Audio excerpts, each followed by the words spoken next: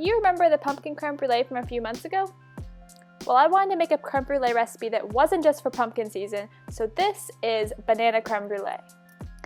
And it happens to be even easier than last time. No hemp tofu necessary. So we're going to start with 3 very ripe bananas. Peel them and throw them into your blender. And to that, we're going to add 1/2 cup of non-dairy milk. I'm using almond milk as usual.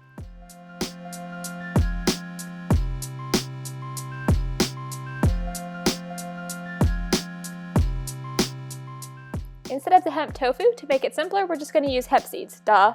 So that's 1 cup of hemp hearts, hemp seeds, whatever the heck they're called. You know what I'm talking about.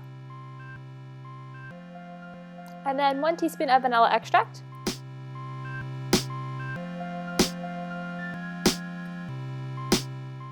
And 2 teaspoons of cornstarch.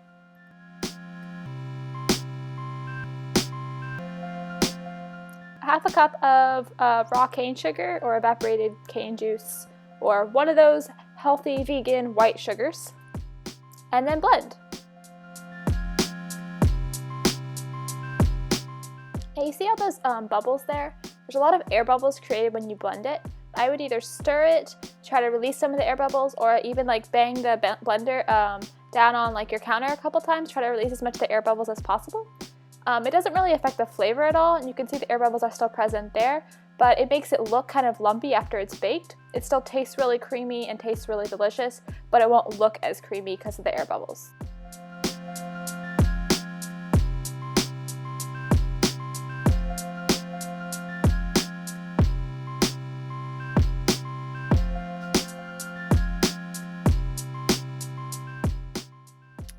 So then you're going to place your little ramekins into a pan with fairly tall sides. I'm using a cake pan here. And you're going to create a water bath. So pour in boiling water about at least halfway up the sides of the ramekins. Depending on the size of your ramekins, it'll probably make either 3 or maybe 4 little creme brulees. And I suggest doing this whole boiling water thing very close to your oven because it's kind of hard to carry it to the oven at this point when it's full of hot steaming water and it's sloshing around. And now you're going to bake them for 50 minutes at 325 Fahrenheit. And then you're going to let them cool and chill them overnight before we do the sugar coating. So once they're chilled, you're going to sprinkle the tops with more of the raw cane sugar or evaporated cane juice, whatever you want to call it. Coconut sugar really does not work here, it just burns. So make sure you coat them pretty well, and you want your oven preheating to the broil setting.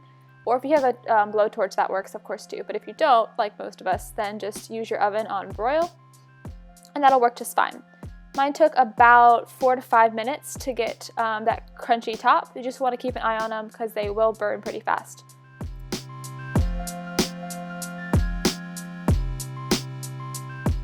And there's the finished product. As you can see, the top is really hard and crunchy, and then you break through and you have this creamy pudding underneath. The pudding underneath is so good too. It's really sweet and really intense banana flavor. It's kind of like banana cream pie in creme brulee form. This might not be one of my healthiest recipes ever, but it's a really delicious decadent treat and great if you're trying to impress vegan or non-vegan guests. So if you've never made creme brulee at home, don't be intimidated. It's really a lot easier than it sounds, and you don't need any special equipment or anything as long as you have an oven and little ramekins, and a spoon to bake. So anyways, the whole recipe is found at feastdamfruit.com, along with lots of other high-carb vegan recipes. If you like this video and you want to try the recipe, then give it a thumbs up, and you can subscribe here for more video recipes in the future.